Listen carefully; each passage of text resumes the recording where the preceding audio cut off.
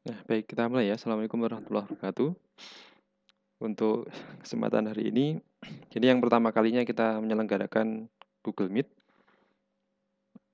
Jadi untuk yang pertemuan hari ini rencana akan saya tambahkan materi yang di e-learning sudah saya upload beberapa video hukum Newton, mulai hukum pertama sampai hukum ketiga dan beberapa terapannya. Nah, untuk hari ini kita akan melanjutkan pembahasan kita pada terapan-terapan di hukum Newton.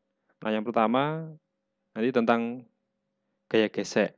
Nah, tapi sebelum kita masuk ke materi tentang gaya gesek, ini akan saya review kembali untuk hukum Newton. Jadi hukum Newton itu ada 3 untuk yang tentang gerak ini yang kita bahas. Yang pertama, hukum 1 Newton. Ini tentang kelembaman.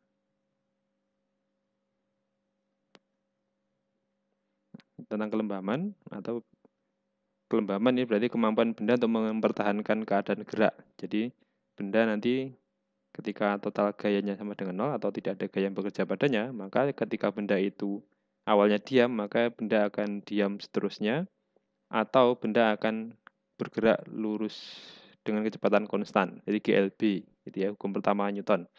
Nah, kemudian untuk yang kedua, ini ada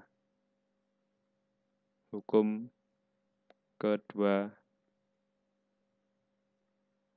Newton. Nah, hukum kedua Newton ini intinya adalah ketika benda menerima gaya, maka akan mengalami perubahan momentum. Ya, perubahan momentum. Jadi dp dt ini artinya perubahan momentum yang arahnya sama dengan arah total gaya ini. Nah, ini bisa juga dituliskan nanti ada d, ini m v dt, ini diubah menjadi dm dt kalikan v plus m dv dt. Nah, untuk massa yang konstan, maka dm dt itu 0. Nah, ini bisa menjadi 0 untuk yang massa konstan.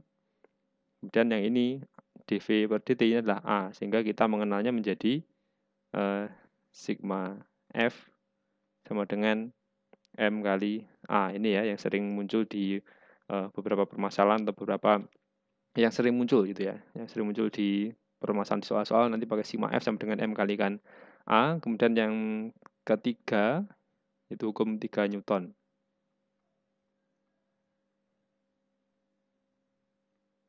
Ini yang ketiga ya, hukum ketiga Newton. Nah, hukum ketiga Newton ini yang biasa disebut dengan hukum aksi reaksi. Nah, jadi kalau ada benda mengalami sentuhan dengan benda lain atau kontak dengan benda lain, maka kalau ini namanya benda 1, ini misalkan benda 2, maka benda 1 itu akan mengerjakan gaya ke benda 2, ini namanya F pada benda 2 akibat benda 1. Begitu juga sebaliknya, maka benda 2 juga akan memberikan gaya kepada benda yang pertama. Jadi ini F12. Nah, gaya aksi reaksi ini memiliki sifat sekaligus ini sebagai syarat. Ini sifat dan atau sebagai syarat pasangan gaya aksi reaksi. Nah, ini. Jadi yang pertama, sebentar ada yang masuk ke Google Meet. Oke. Nah, yang pertama syaratnya adalah apa? Besarnya sama gitu ya. Besar gaya atau nilainya gaya itu sama. Kemudian yang kedua, arah berlawanan.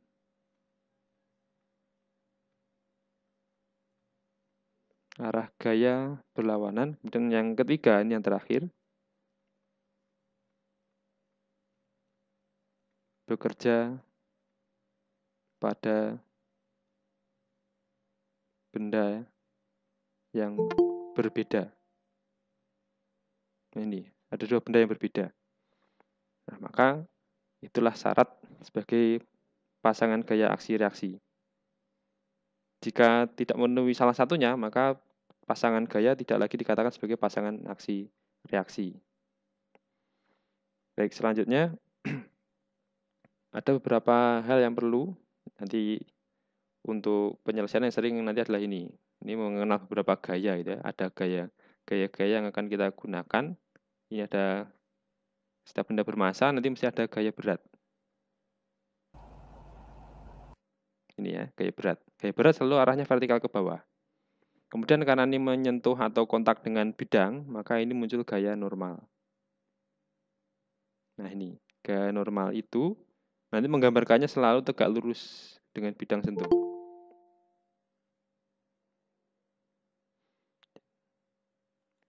Dan masih ada yang gabung lagi. Nah kemudian kalau benda menyentuh dinding, misalkan seperti ini, jadi balok ditekan di dinding. Nah ini misalkan ada gaya penekan, misalkan penghapus gitu ya, penghapus papan tulis. Ditekan oleh gaya F, gaya tangan. Nah maka untuk benda seperti ini, gaya beratnya selalu vertikal ke bawah. Nah ini, kemudian kemana arah gaya normal? Gaya normal tidak lagi vertikal ke atas, tapi menjadi ke kanan. Mengimbangi F itu. Nah ini adalah gaya normal. Selalu tegak lurus bidang. Ini gaya normal ya. Kemudian kalau di bidang miring, nah ini, bidang miring dengan kemiringan sudut theta, maka nanti kalau menggambarkan gaya, itu harus hati-hati. Gaya beratnya selalu vertikal ke bawah. Jadi diambil titik tengah ini, tarik garis ke bawah. Kemudian kemana arah gaya normal? Nah, gaya normal selalu tegak lurus bidang. Nah, bidangnya kan, bidang sentuhnya bidang miring. Nah, ini adalah gaya normal. Nah, itu ya beberapa teknik dasar dalam menggambar gaya dalam penyelesaian hukum Newton di dalam gerak. Nah, nanti harus gambar-gambarnya harus sesuai. Kalau tidak sesuai, ya jelas nanti pengerjaannya akan salah gitu ya. Nah, itu ini review ya, review materi yang telah saya upload di e-learning. Nah, kemudian untuk hari ini kita akan menambahkan materi atau kita akan membahas materi tentang gaya gesek. Jadi ini materi kita adalah gaya gesek. Nah, ini ya, gaya gesek. Gaya gesek ini muncul ya, akibat adanya permukaan yang kasar.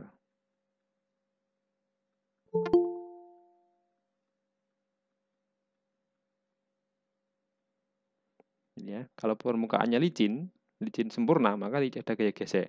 Tapi dalam kehidupan kita sehari-hari tidak ada yang licin sempurna. Ya, yang ada mesti ada gaya gesekannya. Tinggal gesekannya nanti sedikit atau banyak atau besar atau kecil gitu ya gaya geseknya. Nah itu ini adalah akibat. Jadi gaya gesek itu adalah akibat dari adanya permukaan yang kasar. Nah kemudian kekasaran dari permukaan itu nanti dinyatakan dengan koefisien ya, koefisien gesek. Jadi nanti dinyatakan dengan koefisien gesek.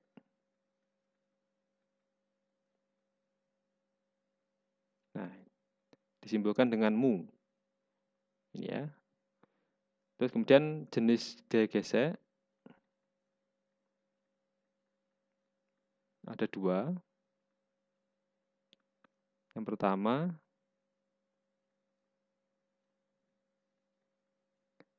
gaya gesek statis. Nah, statis ini ketika titik yang bersentuhan atau kontak atau bergesekan itu diam relatif terhadap titik acuan. Nah, ini itu adalah yang pertama, gaya geseknya. Namanya gaya gesek statis.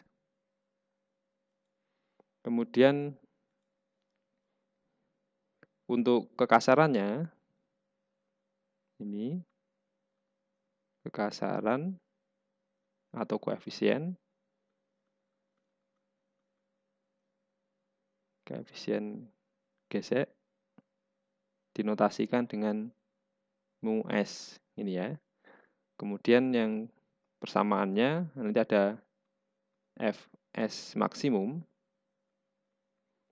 itu adalah mu S dikalikan dengan N. N itu adalah gaya normal. Mu S ini adalah koefisien gesek statis. Kemudian yang kedua, gaya gesek kinetis. Gaya gesek kinetis berarti titik-titik yang bergesekan itu bergerak relatif.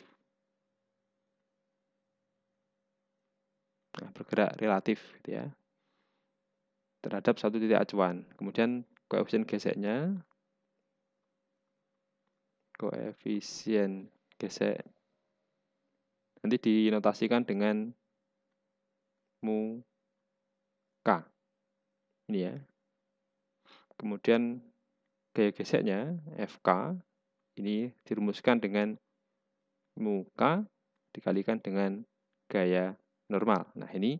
Nah, kemudian yang perlu diketahui lagi adalah besarnya koefisien gesek statis itu lebih besar dibandingkan dengan koefisien gesek kinetis. Jadi nanti misalkan di soal tidak disebutkan itu koefisien gesek statis atau kinetis, hanya diberikan dua macam nilai koefisien gesek, maka yang lebih besar nilainya itu pasti adalah koefisien gesek statis. Yang kecil berarti koefisien gesek kinetis. Nah, itu. Nah, kemudian bagaimana keadaan benda ketika mengalami gaya gesek, kemudian diberikan gaya dorong dari luar. Nah, maka nanti ada 3 macam keadaan. Ini ada keadaan benda ketika ada gaya gesek.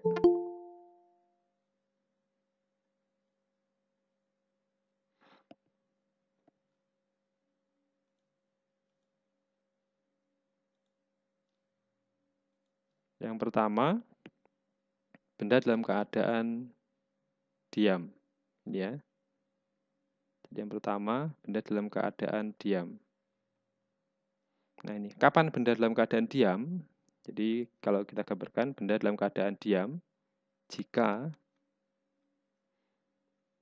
gaya tarik atau gaya dorong atau total gaya ini, anggap saja sigma F gitu ya. Sigma F itu lebih kecil daripada Fs maksimum.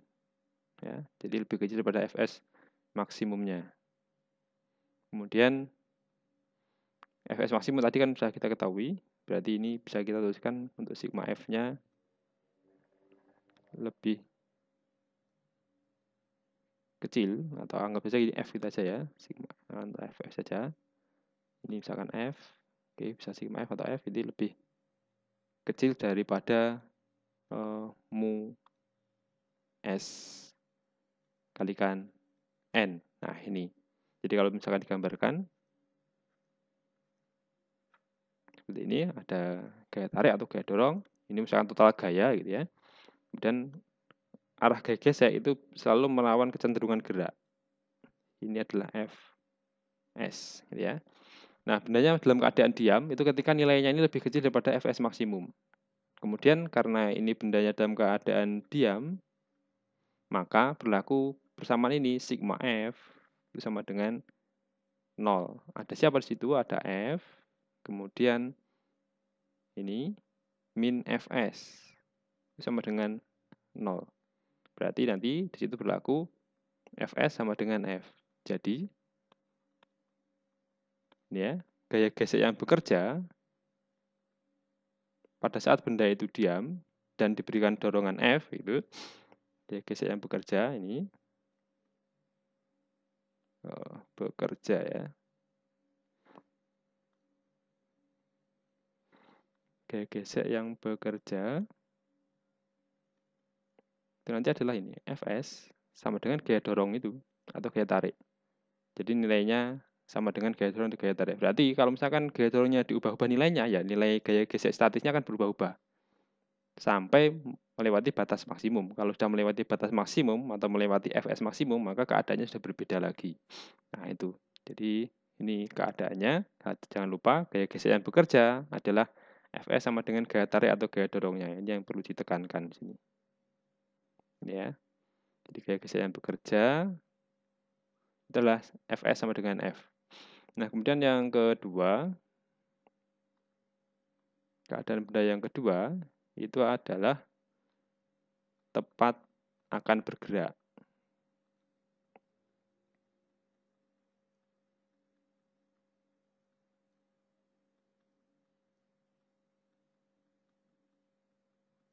Tepat akan bergerak, nanti kita singkat sebagai tepat TAB, tepat akan bergerak. Ini ya. Kapan keadaan ini terjadi? Keadaan ini terjadi ketika gaya tarik atau gaya dorong, ini ya, ketika F itu sama dengan Fs maksimum. Berarti ini adalah F sama dengan mu S kalikan N. Nah, ini. Jadi kalau misalkan saya gambarkan sistemnya, nah, ditarik dengan gaya F, kemudian ada gaya gesek statis yang bekerja, nah, maka benda ini akan tepat akan bergerak ketika kita bandingkan dengan nilai Fs maksimum itu sama. Nah, maka benda ini akan tepat bergerak. Tepat akan bergerak itu berarti bendanya belum bergerak, sehingga berlaku sigma F itu masih sama dengan 0. Ya.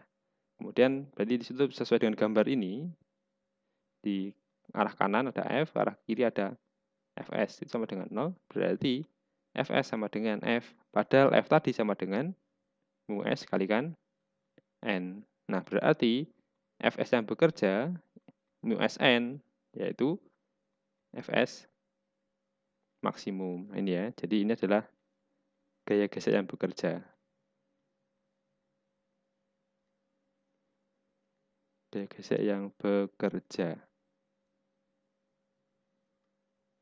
Ini, gaya gesek yang bekerja pada sistem ini adalah sama dengan gaya gesek statis maksimumnya. Ini keadaan yang kedua. Kemudian yang terakhir, keadaan yang ketiga, nah ini adalah benda dalam keadaan bergerak.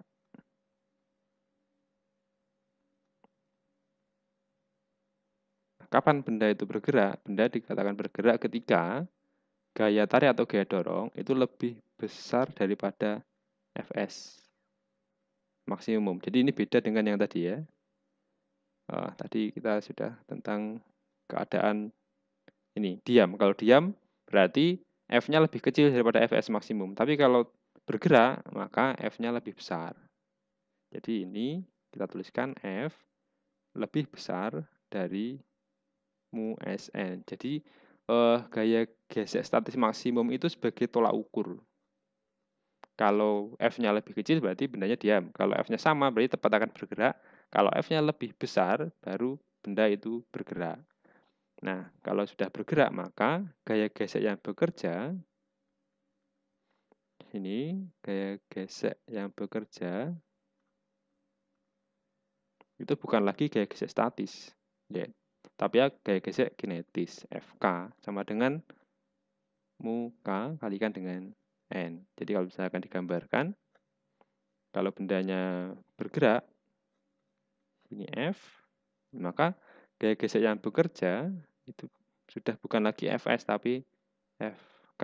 Ini adalah gerakannya misalkan ke sana, ke kanan, gitu ya.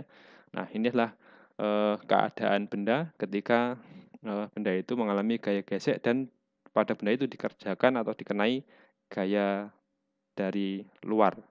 Nah, sekarang ke contoh, biar nanti lebih mudah dipahami. Contoh, ya, contoh soal. Misalkan saya memiliki balok yang selalu letakkan di lantai, lantainya kasar, di lantai kasar, kemudian massa dari balok ini adalah 10 kg. 10 kg. Kemudian dikenai gaya F. Dikenai gaya F. Nah, kekasarannya diketahui mu S 0,5, kemudian mu K ini adalah 0,4.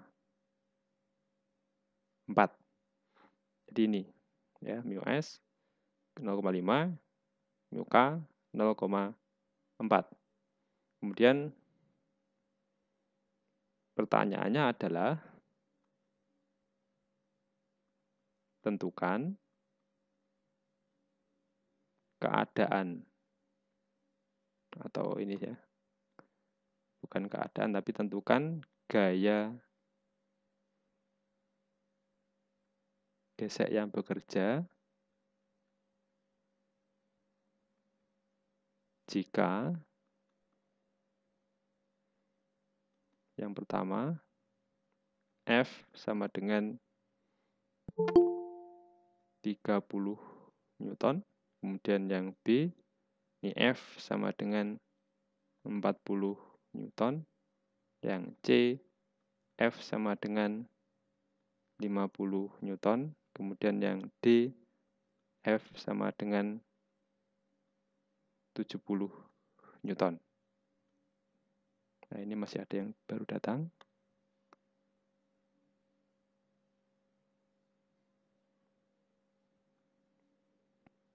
Nah, ini ya. Jadi ada 3 atau bukan 3, 4 ya. 4 macam gaya F itu. Kemudian dari situ kita disuruh mencari berapa gaya gesek yang bekerja. Nah, untuk mencari itu semua, maka kita perlu mencari Fs maksimum. Fs maksimumnya berapa? Karena Fs maksimum itu yang nanti kita jadikan sebagai batasan atau sebagai tolak ukurnya. Nah, ini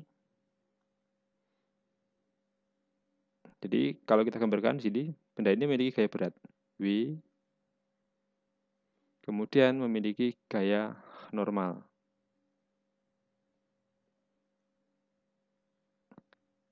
N. Nah, ini tegak lurus, gaya normal N. Nah, pada arah sumbu Y, nah sumbu Y itu yang mana? Jadi kita tetapkan dulu ini, X yang arah mendatar, arah vertikal adalah sumbu Y. Pada arah sumbu Y, sistem ini dalam keadaan diam. Jadi bendanya tidak bergerak ke atas dan tidak tenggelam ke dalam lantai. Maka pada arah sumbu Y itu dalam keadaan diam. Maka kita harus mencari berapa nilai N-nya itu. Jadi kita tinjau.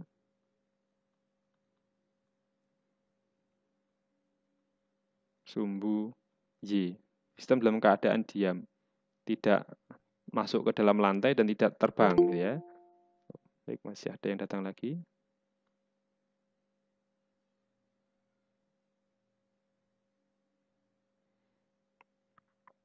Nah, kalau dalam keadaan diam, maka sigma F Y sama dengan 0.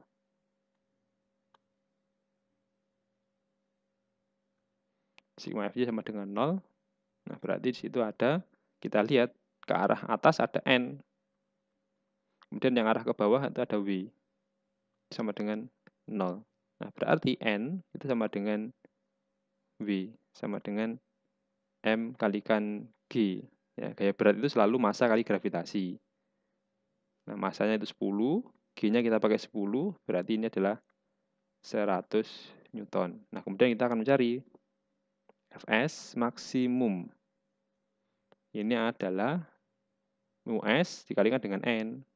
Mu S-nya adalah 0,5, kemudian N-nya itu ada 100 Newton.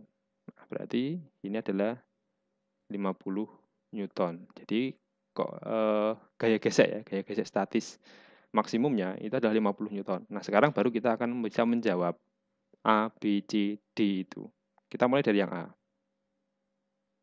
Untuk yang A, F 30 Newton. Kemudian Fs maksimum telah kita hitung tadi 50 Newton. Berarti ini kalau kita bandingkan, F itu lebih kecil daripada Fs maksimum. Nah, kesimpulannya berarti benda dalam keadaan diam. Jika benda dalam keadaan diam, maka gaya gesek yang bekerja sama dengan gaya tarik atau gaya dorong itu. Gaya gesek yang bekerja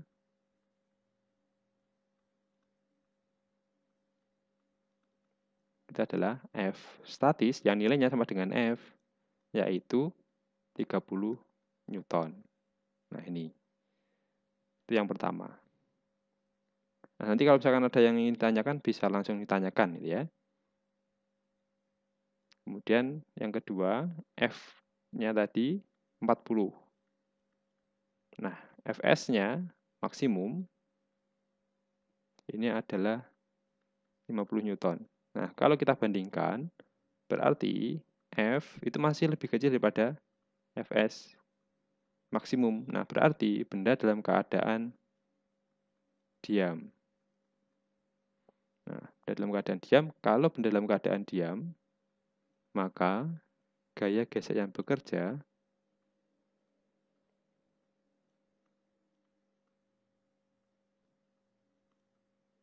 jadi Fs, yang nilainya sama dengan gaya tarik atau gaya dorong, itu F, yaitu 40 Newton. Ini jawaban yang kedua. Sekarang yang C. Yang C, F itu sama dengan 50 Newton. Nah, Fs maksimumnya sudah kita hitung tadi, 50 Newton juga. Nah, berarti kesimpulannya, kalau kita bandingkan di sini, itu F itu sama dengan Fs maksimum.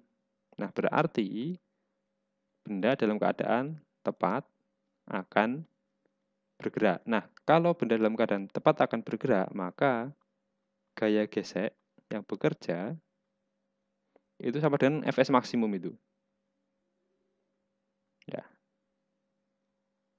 Yang bekerja, ya Fs sama dengan Fs maksimum, yaitu 50 Newton. Ya, ini juga sama dengan gaya tarik atau gaya dorong itu. Nah, itu ya. Kemudian yang keempat, ini adalah jika F sama dengan 70 Newton. Nah, kita peroleh sebelumnya Fs maksimumnya ini adalah 50 Newton. Nah, berarti kesimpulan di sini kita bandingkan F-nya itu lebih besar daripada Fs maksimum. Nah, maka kesimpulannya benda dalam keadaan bergerak.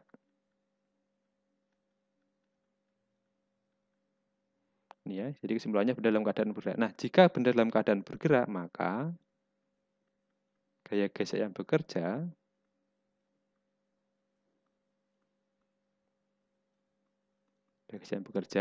yaitu Fk, bukan lagi Fs, tapi F kinetis. Dari mana nilainya? Dari koefisien gesek kinetis dikalikan dengan gaya normal. Koefisien gesek kinetisnya ini tadi adalah 0,4 sesuai di soal ini. Nah, kemudian normalnya kita peroleh 100. Berarti untuk nilainya ini 0,4 dikali 100. Berarti ini sama dengan 40 Newton. Jadi kalau digambarkan sistem ini F 70 Newton, kemudian gaya gesek kinetisnya yang bekerja ini adalah Fk sebesar 40 Newton ini. Nah, lalu misalkan seandainya ditanya berapa percepatan benda gitu ya. Berapa percepatan benda, maka kita menggunakan ini tinjauan pada arah sumbu X. Ini X, ini adalah sumbu Y. Jadi ada sigma F sama dengan M kali A, karena dia bergerak. Jadi kita pakai hukum kedua Newton ini. Jadi ada F min Fk pada arah sumbu X kan hanya ada dua gaya ini. Tapi kalau untuk gaya berat dan gaya normal ini pada arah sumbu Y. Tadi ya. Ini N.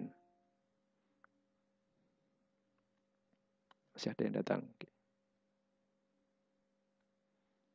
Nah, ini berarti sama dengan M kalikan A. Nah, F-nya 70.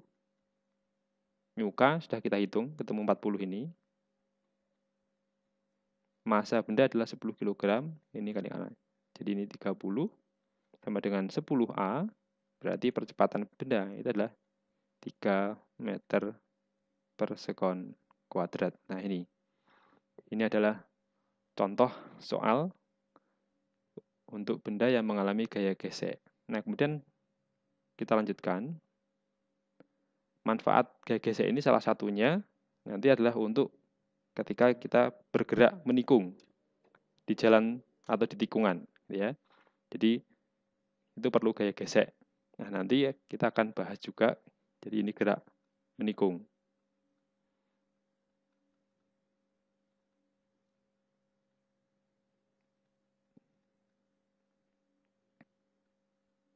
Gerak menikung. Nah, gerak menikung berarti nanti gerak yang melintasi tikungan tentu saja. Nanti kemudian kita akan bagi dalam pembahasan kita ini ada 3 macam tikungan. Ini macam tikungan yang akan kita bahas. Yang pertama, tikungan datar kasar. Jadi kalian sering sih menemukan di tikungan itu aspalnya ya datar dan kasar. Kemudian yang kedua ada tikungan miring. Jadi pernah menjumpai lintasan di tikungan belokan itu dibuat aspalnya miring. Ada tujuannya nanti. Miring tapi licin. Nah, ini yang tidak bisa kita temui di kehidupan kita sehari-hari. Yang ketiga, ya, yang sering ditemui juga, ini tikungan yang miring kasar. Nah, ini yang sering kita jumpai di jalan raya yang besar atau jalan-jalan di sekitar kita. Mungkin ada tikungannya dibuat aspalnya miring. Nah, itu ada tujuannya. Nah, nanti kita akan mencari berapa kecepatan maksimum agar ketika kita menikung di jalan itu tidak terlempar keluar. Seperti kalau misalkan kalian pernah melihat di MotoGP, itu ketika menikung maka ada batasan kecepatan. Kalau melebihi kecepatan maksimum itu maka kita bisa pernah melihat ini pembalap akhirnya terlempar keluar lintasan, tidak bisa belok, tapi akhirnya lurus ya, lurus keluar lintasan. Nah, itu karena melebihi batas maksimum yang harus dilewati ya. Jadi tidak boleh dilewati kecepatan itu. Tidak boleh melebihi batas maksimumnya. Nah, itu salah satunya nanti yang untuk menentukan kecepatan maksimumnya adalah gesekan antara roda dengan jalan. Jadi seberapa besar gaya gesek yang dihasilkan oleh roda atau jalan, atau nanti akan kita lihat dari koefisien geseknya atau tingkat kekasaran dari permukaan roda dengan jalan. Kalau roda itu sudah aus, maka itu nanti tidak bisa menikung dengan kecepatan yang lebih tinggi. Jadi semakin karetnya itu semakin halus, maka kekasarannya semakin berkurang. Sehingga itu berbahaya ketika berada di tikungan. Untuk berbelok, maka kita harus mengatur kecepatannya, tidak boleh melebihi batas maksimumnya. Baik, kita mulai dari yang pertama. Di tikungan datar kasar ya. Yang pertama, untuk tikungan datar kasar. Nah, datar wajib kasar. Kalau licin jelas kita tidak bisa belok. Jadi kalau di jalan yang licin tidak ada gesekan, maka jelas tidak mungkin bisa belok. Mesti akan lurus terus. Nah, ini kalau dilihat dari atas ketika benda itu bergerak menikung, sebenarnya benda itu bergeraknya adalah ini, bergerak melingkar atau potongan gerak melingkar. Ini misalkan aspalnya itu, nah ini anggap saja mobil yang akan bergerak menikung. Nah, jadi ketika menikung maka mobil ini akan atau motor akan mengikuti jalur yang titik-titik ini. Nah, jalur titik ini bentuknya dia adalah lingkaran sebenarnya, potongan dari lingkaran dengan jari-jari itu adalah R. Nah, berarti mobil ini punya kecepatan V. Berapakah V maksimum agar tidak terlempar keluar tikungan? Nah, ini di sini karena kasar berarti ada gaya gesek. Fs. Nah, ini ya. Meskipun benarnya bergerak, tapi gaya gesek yang bekerja itu gaya gesek statis. Kenapa kok statis? Karena bannya nanti tidak boleh bergeser relatif terhadap titik pusat lengkungan ini. Dikatakan diam. Jadi dia selalu berada di R ini. Tidak boleh bergeser. Nah, itu maka dikatakan gaya geseknya ada gaya gesek statis. Nah, kalau misalkan ada orang melihat dari sini, maka kalau itu digambarkan, kita nanti menguraikan gaya-gayanya, digambarkan dia dari depan. Kalau gambar itu kan dilihat dari atas, sekarang dilihat dari depan. Kalau dilihat dari depan, ini ada roda menyentuh di aspal. Bannya tebal sebelah ya.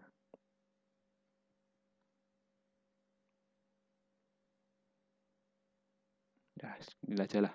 Yang penting mudah-mudahan kelihatan sama gitu ya. Nah, ini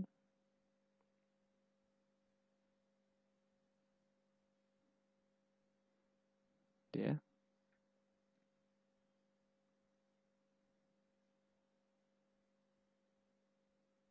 Nah, ini. Jadi kalau dia dari depan, jadi punya gaya berat W.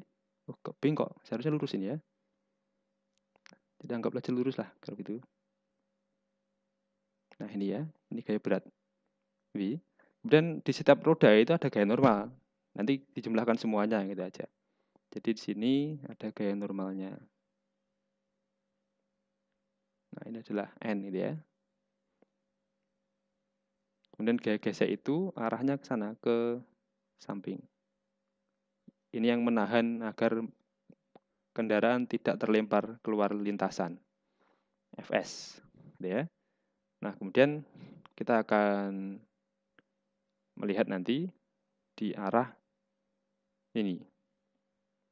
Arah vertikalnya dulu. Jadi ini adalah sumbu X, kemudian ini adalah sumbu Y. Kemudian kita tinjau sumbu Y-nya.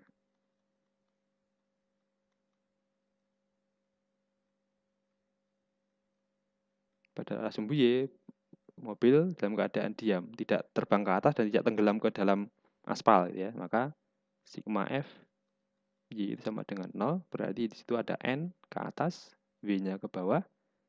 Ini adalah 0, sehingga N sama dengan M kalikan G atau W ya. W itu adalah M kalikan G. Ini boleh dituliskan dulu. W. Nah, W itu adalah M kalikan G. Nah, kemudian ketika bergerak menikung itu kan sebenarnya gerak melingkar. Maka kita tinjau gerak melingkar. Tinjau gerak melingkar. Nah, kalau gerak melingkar, maka ada sigma F sentripetal itu sama dengan massa kalikan percepatan sentripetal. Apa yang berfungsi sebagai gaya sentripetal? Yang berfungsi sebagai gaya sentripetal itu adalah gaya gesek ini. Ini ya, arahnya ke pusat lengkungan, ya, ke pusat lengkungan. Nah, berarti gaya sentripetalnya ini adalah Fs. Fs apa? Fs maksimum, karena kita mau mencari kecepatan maksimumnya. Kecepatan maksimum aman. Kalau di bawah kecepatan maksimum itu jelas lebih aman lagi gitu ya. Nah, ini M kalikan A sentripetal adalah V. V maksimumnya. Kuadrat per R. Nah, Fs maksimum itu adalah mu S kalikan dengan N. Sama dengan M V maksimum kuadrat per R. Ini ada mu S. N tadi adalah M kalikan G. Ini ada M V maksimum kuadrat per R. Nah, ini. Berarti M-nya bisa kita coret. Nah, sehingga kita akan memperoleh V maksimum, kecepatan maksimumnya ketika kita berada di tikungan yang datar, itu nanti adalah akar dari mu S G R ya. Jadi kalau kita lihat di persamaan ini yang mempengaruhi itu adalah kekasarannya. Jadi mu S itu kekasaran antara roda dengan jalan, kemudian R itu adalah tikungannya, jari-jarinya ya, jari-jari kelengkungan kita itu berapa. Kalau semakin besar, kita bisa lebih cepat. Jadi dengan kecepatan tinggi itu nanti mesti radiusnya akan semakin besar. Kalau kecepatannya rendah, radiusnya bisa pendek gitu ya. Nah, ini. Sehingga kalau gitu diberi keterangan F mu S ini adalah koefisien gesek statis. Tanpa satuan. Kemudian V itu kecepatan maksimum.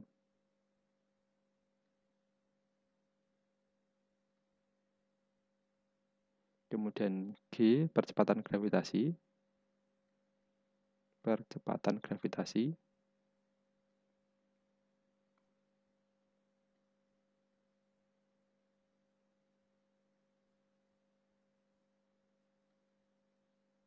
Ini meter per sekon kuadrat. Kalau kecepatan maksimum berarti meter per sekon. Kemudian ada R. R itu adalah jari-jari tikungan atau kelengkungan tikungan. Ini satuannya meter. Jadi itu persamaan yang pertama. Dan yang kedua, di tikungan miring licin.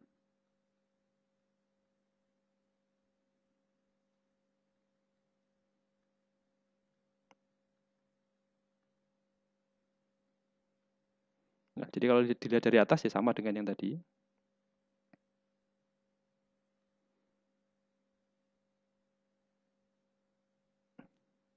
Ini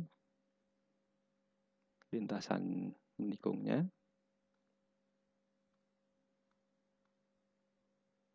Sebentar. Oke, lintasan menikungnya ini bentuknya melengkung, lingkaran. Ini jari-jarinya. Ini adalah R. Nah, karena licin berarti tidak ada gaya gesek. Jadi kalau dilihat dari depan, jadi itu ada jalan miring seperti ini. Nah, ini theta, sudut kemiringannya. Kemudian ini ada saya gambarkan kendaraannya.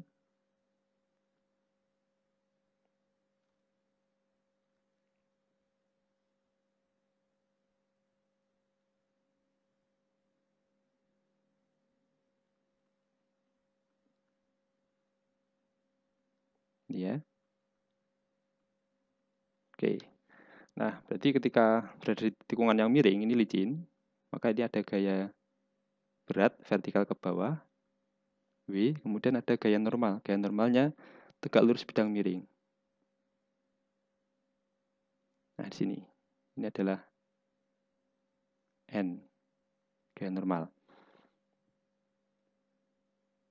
Nah, kemudian acuannya kita menggunakan sumbu X mendatar, sumbu Y-nya vertikal. Nah, maka nanti gaya normal ini kita uraikan pada arah sumbu X dan sumbu Y. Jadi pada arah sumbu X-nya ini, berarti ini arahnya menuju ke pusat lengkungan. Kemudian ini arah vertikalnya. Jadi yang menjadi gaya sentripetal nanti adalah NX ini. Nah, jadi tujuan tikungan dibuat miring itu sebenarnya adalah untuk memperbesar gaya sentripetal kita. Ketika kita melewati tikungan, itu tikungan oleh teknik sipil, para yang mendesain jalan itu dibuat miring, ya tujuannya untuk memperbesar gaya sentripetal sehingga memperkecil kemungkinan untuk tergelincir atau untuk agar kecepatannya bisa lebih tinggi di tikungan. Nah ini ya, jadi kalau misalkan miring bisa licin, tapi kalau datar tidak bisa licin. Nah sekarang kita akan menyelesaikan untuk mencari itu. Jadi untuk NY nanti bisa N cos theta, untuk NX-nya ini adalah sama dengan N sin theta. Nah penguraian ini nanti bisa dilihat di materi kelas 10 ya, cara menguraikan vektor. Sekarang kita akan meninjau di arah sumbu Y. Tinjau sumbu Y, berarti ada sigma Fy sama dengan 0. Nah, berarti di situ ada Ny min W. Yang arah vertikal ada Ny dan W sama dengan 0. Ny adalah N cos theta sama dengan W. Nah, berarti N itu sama dengan W tadi adalah Mg per cos theta. Nah, ini. Kemudian kita tinjau gerak melingkar. Gerak melingkar, karena menikung itu gerak melingkar. atau potongan dari gerak melingkar, berarti ada sigma F sentripetal sama dengan M kalikan A sentripetal. Nah, berlaku sebagai gaya sentripetal itu adalah NX ini, yang arahnya menuju ke pusat ini. Jadi yang arah ke pusat itu adalah NX. Berarti ini ada NX sama dengan M kalikan V maksimum kuadrat per R. NX itu adalah N sin theta sama dengan M V maksimum kuadrat per R. Nah, N tadi itu adalah M G per cos theta.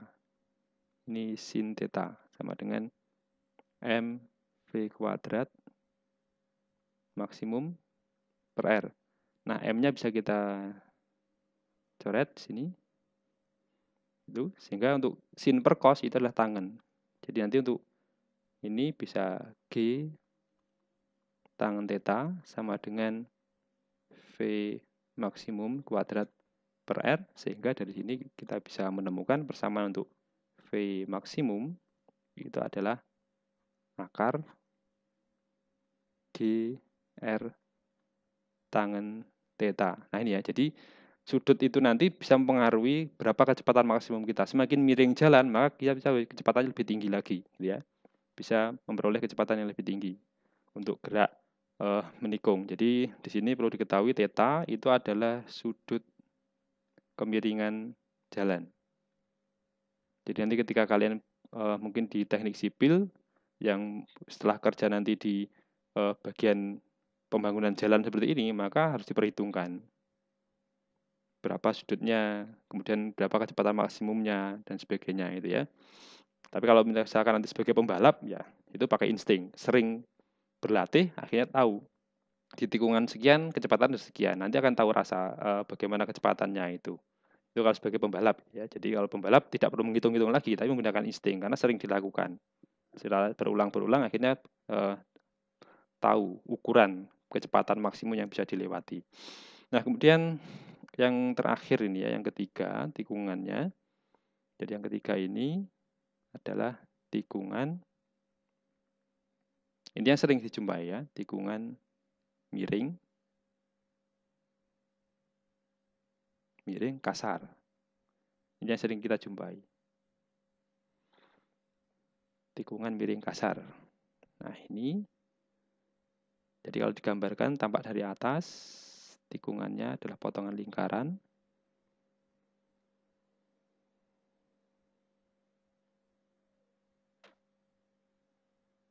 Seperti ini, kemudian ini kendaraan yang akan bergerak menikung, tentu saja mengikuti jalur ini. Jadi ini adalah jalurnya, dia membentuk lingkaran atau potongan lingkaran dengan jari-jarinya adalah R. Nah, kalau dilihat dari depan ada orang misalkan pengamat dari sini, nah maka nanti akan tampak ada kemiringan jalan. Ini kalau jalannya dipotong melintang gitu ya. Nah, ini ada roda.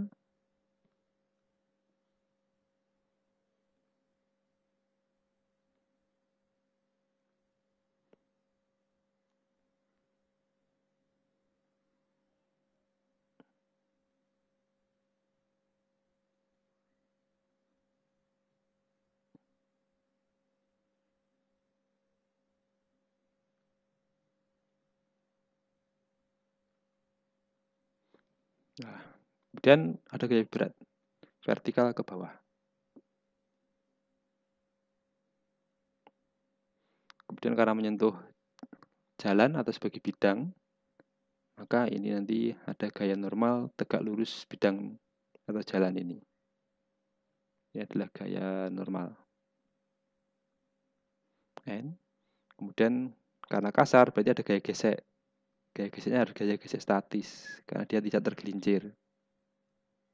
Fs. Nah, kemudian untuk sumbu acuannya ini adalah sumbu X mendatar, kemudian ini adalah sumbu Y. Nah, berarti gaya normal nanti akan kita uraikan. Nah, ini adalah N X sama dengan yang sebelumnya. Ini adalah NY. Nah, ini sudutnya di sini theta. Maka di sini adalah N cos theta, sedangkan NX ini adalah N sin theta. Nah, berbeda dengan Fs ya. Nah, berarti tetanya di sini. Kemudian di sini ada Fsy, di sini ada Fsx. Nah, untuk Fsy itu nanti adalah Fs sin theta. Sedangkan Fsx ini adalah Fs cos theta. Ini ya, Fs cos theta. Nah, itu baru kemudian kita akan meninjau pada sumbu Y.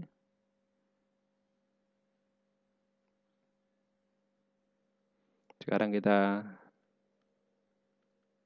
tinjau sumbu Y. Berarti sigma Fy sama dengan 0. Di situ ada Ny min W min Fsy sama dengan 0. Ny adalah N cos theta. Fsy itu adalah mu S N kalikan sin theta sama dengan W. Jadi ini N-nya bisa kita keluarkan. N cos theta min mu S sin theta itu sama dengan mg. Nah, ini sebagai persamaan satu. Jadi ini kita anggap sebagai persamaan pertama. Kemudian kita meninjau gerak melingkar sekarang. Tinjau gerak melingkar.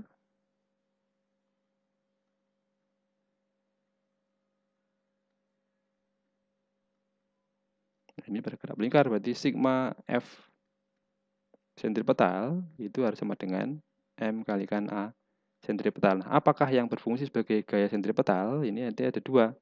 Gaya gesek ini dan gaya normal, NX.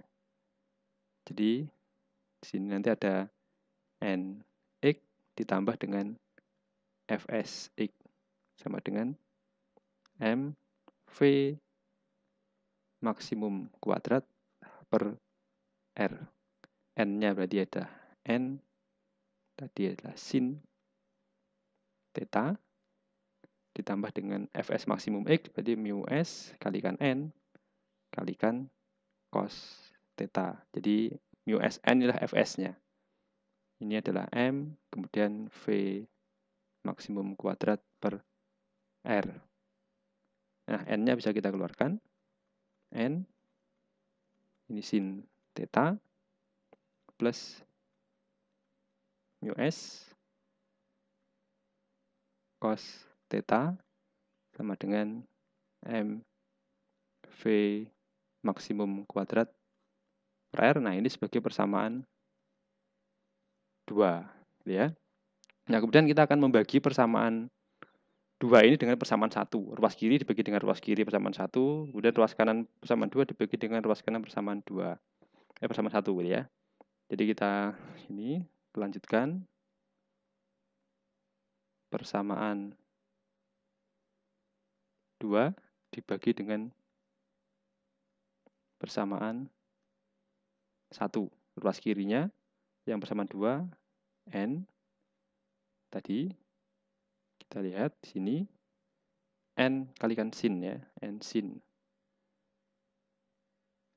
theta plus mu S cos theta. Kemudian di ruas kiri persamaan 1,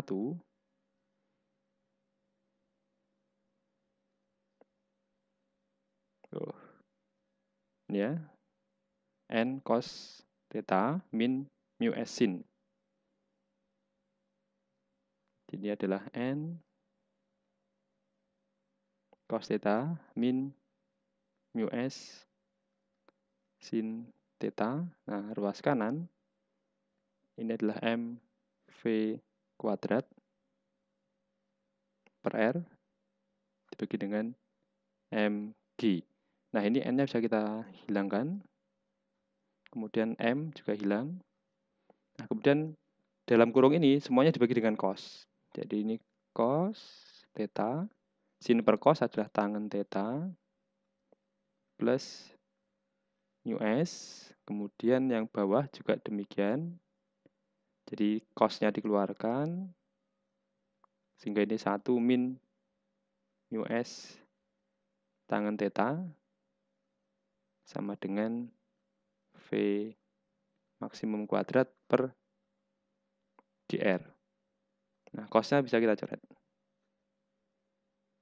Ini cos theta gitu ya. Cosnya dicoret. Nah, ini sehingga persamaan untuk V maksimumnya itu adalah akar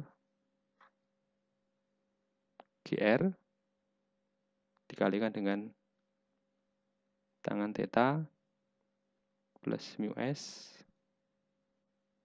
per 1 min mu S tangen theta.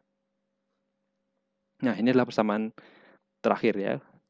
Persamaan untuk kecepatan maksimum ketika di tikungan miring dan kasar. Nah, persamaan ini bisa juga diturunkan untuk persamaan di tikungan datar tadi, tikungan datar yang kasar. Jadi tikungan yang datar, tikungan datar kasar, maka theta kan sama dengan 0. Berarti tangen theta sama dengan 0. Nah, maka di situ ketemu persamaannya adalah V maksimum tinggal akar yang atas tangannya 0 tinggal mu S, yang bawah tangannya 0 tinggal 1, sehingga ketemu mu S GR. Kemudian kalau tikungan miring licin, tikungan miring licin. Nah, berarti kalau licin, maka mu S-nya yang 0. Nah, berarti persamaan itu akan menjadi, nah ini, akar, yang ada mu S-nya ini 0. Ini juga 0. Jadi tinggal tangan per 1. Sehingga persamaannya menjadi GR dikalikan tangen theta. Nah, itu ya. Jadi ini adalah persamaan di kecepatan maksimum di masing-masing tikungan. Nah, baik, untuk hari ini materinya sampai ini saja. Kemudian ini ada satu PR yang nanti silakan dikerjakan di buku tulis, kemudian nanti difoto dan diupload. Nah, untuk tempat uploadnya akan mungkin bisa dimulai besok baru bisa upload gitu ya. Atau nanti akan saya kabari lagi. Jadi PR-nya cukup satu saja. Nah, ini ya PR-nya. Jadi PR-nya adalah ketika ada gaya F, benda bermasa 5 kg, kemudian F itu ada 10, 20, 25, 35, tentukan gaya gesek yang bekerja pada benda tersebut jika koefisien gesek statisnya 0,5, kemudian koefisien gesek kinetisnya adalah 0,3. Jadi itu satu PR-nya. Kemudian ini jangan keluar dari ruangan dulu, akan saya absen ya. Tadi ada beberapa yang sudah saya absen, ada beberapa yang belum. Jadi ini akan saya absen dulu.